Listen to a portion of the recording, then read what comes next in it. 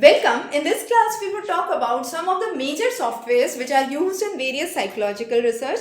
So here is the complete list of softwares. Don't get afraid, we'll be understanding each of those. The most important thing you need to understand is which of the softwares are used for quantitative studies, the major aspects of those, for qualitative, for modeling, for psychophysics, and so on. So let's understand the very first set of softwares for quantitative purpose. For quantitative, we have SPSS, Stata, R, and JMP. Now SPSS is the most common, most general purpose, and among these one of the least expensive ones, and therefore is used widely for correlation, regression analysis, basic hypothesis testing, for various social sciences field, and therefore the name statistical package for social sciences. So it's one of the most simplest ones to use, and it is highly user friendly, I could say.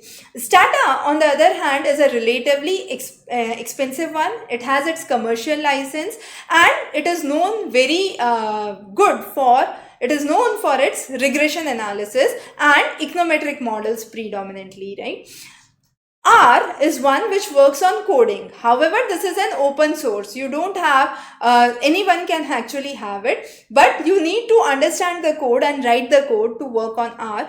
So that is one of the drawbacks. A lot of people are not able to get acquainted to R, but it has very good skills for data visualization, very high flexibility, and a very cutting edge technology with extensive customization options which are available for R, and therefore it is considered as a rising star in statistics. So very excellent softwares to be used is R.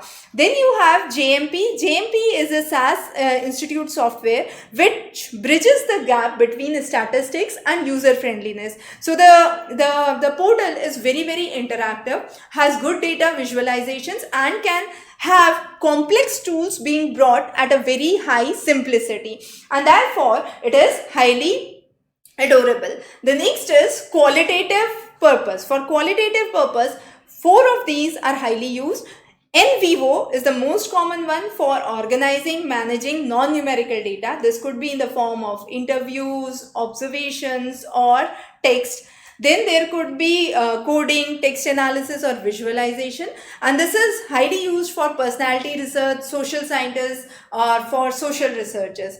Atlas.ti is another one which has similar functionalities but is used for handling large data set. So if the data set is very big, then you use Atlas.ti. MaxQDA is again one which has comprehensive features, more comprehensive than NVivo and Atlas.ti, and it is used for various